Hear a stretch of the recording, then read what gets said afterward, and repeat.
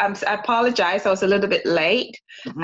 about 15 minutes, Mm. and I'm glad that I got your invitation last night, but I Mm. just woke up not too long ago.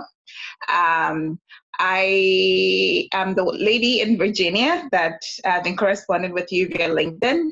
Hmm. And I just had a question. When did you conceptualize this Osiri University? Was it this year or last year or long Oh, ago? it's yeah, frankly speaking, it's been going on for a while. I've always, as a child, wanted to do this, being in education. Okay, okay, And that makes then, sense. yes, and then a few years ago, I wanted to launch it, but I didn't feel it was the right time, so I just didn't do it. Okay, But for some reason, I felt like this is the perfect time to do it, and that's sure. what it was so easy. See, sometimes things just come together and it becomes so easy to just do it. So it became Yep, so easy because it was the yep. right time to do it. Absolutely, absolutely. I totally agree with you.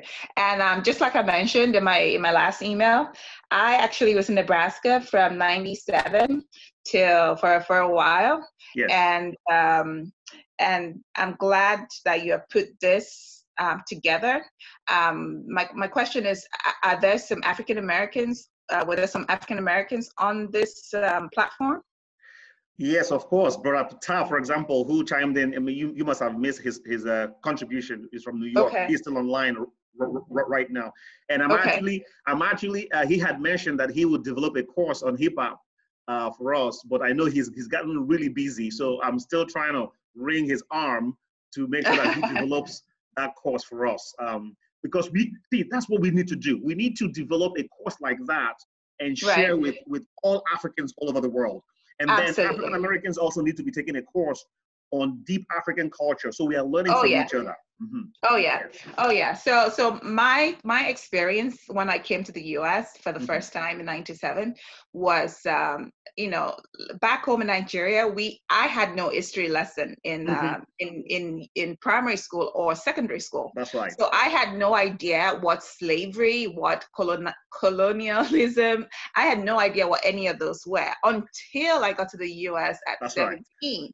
And luckily for me, Dr. Pam Smith and another Ghanaian doctor, professor, um, both professors at the University of Nebraska, met with me, as an international student from Africa, and said to me, "You have to take an African American history type course." And I'm Yes. looking at them like, why would I waste money? That, because as an international student, I had to pay 3 times more, 4 times more than the local students. So I was looking at my father's you know pocket and saying, huh. But I'm glad I listened to them, and so I was able to take African American type history course at the University of Nebraska in my first year, and Hmm. that opened my eyes to a lot of things. So that was how I got introduced to a little bit of the struggles of African Mm. Americans in the U.S. Hmm. So a little bit about me. So I was in Nebraska slash, well, mostly Nebraska, from '97 to about 2009, Mm. when my father called me back home to just return because he had been terminally ill. Mm.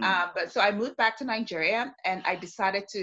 So after his passing, I'm like, you know what? I really do not want to go back to America, because being a corporate America, having worked for big organizations, I was like, you know what? I do not want to return to that type of treatment. And so I decided to start an export business.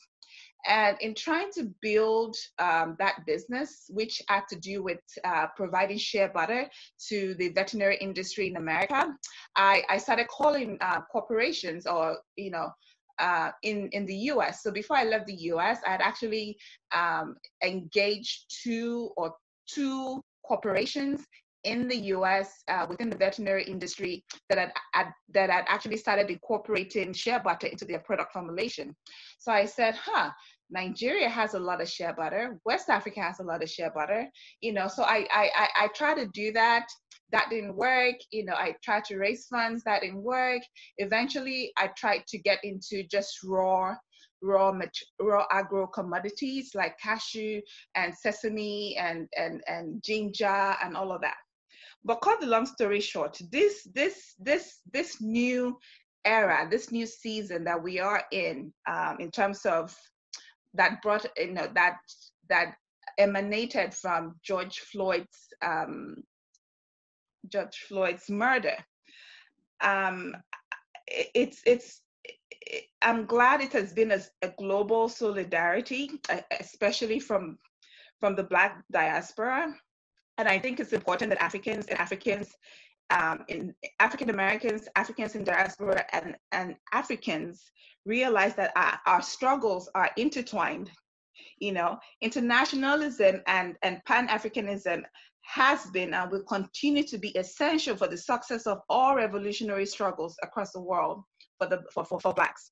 And so, but having moved, right now, I'm calling in from Virginia, and I've been here about a year and a half, and my experience has been so sad. It's been so heartbreaking, because I would say, based on my contacts with African Americans, there's a huge disconnect. And I believe Virginia is the first state in America where the first slave trade happened, where the first slave, the first ship landed. And so African Americans, and again, this is just my experience, African Americans, there's a huge disconnect between African Americans and Africans, to the point that African Americans see me as a problem. And most times I would come home and I would cry for hours, cry myself to sleep, because of the type of treatment that I've gotten from African Americans in churches, to African Americans in businesses, from trying to buy a car, to African Americans on college campuses. It's been so heartbreaking that, and somebody, I saw a video of an Asian, I believe he was Indian, yesterday, and he made a profound statement. He was like, a lot of Indians that come to the US are, they are pre-screened. The American embassy makes sure that they are super, with high IQ, before they allow them to get, visas. And so when they come here, they excel in STEM in industry, the science, technology, engineering, and maths, right? And so he literally tied it to white supremacy, in the sense that the white, they tend to bring in a divide between the immigrants and the African Americans, to say, well, if immigrants are thriving, then the African Americans have no reason not to thrive. But African Americans were not brought into this country based on their educational attainment or based on their intelligence. They were brought here as slaves. They were brought here as properties. And because of institutional racism over the last 400 years, they do not have the same what's it called? the same ladder to climb on as immigrants or Africans who relocated back to the country. We need to stop and just love ourselves internally. So for me, that's my little suggestions and my little solution. So everything you've said is well taken and noted. I think what we should do is we should start sort of like committees that would sort of catalyze these areas of excellence. So maybe we have people interested in beauty and health and skincare. We can have discussions about how to go about it in a way that is ethical, sustainable, and that supports our community. We can have that conversation. And since you have background in export, perhaps we can identify how to make those things and export them, right? So we can make things right here and export them to Nigeria. And we can also buy from those in Nigeria. There's a sister who's in agriculture here, right? So in Nigeria, for example, why can't we buy several ag products in Nigeria, put them together in one container and ship them down here, right? So we should start having those conversations. The reason why some people are not doing so well in Africa is because they can't sell their products. So we can address that issue, and we should be talking about that.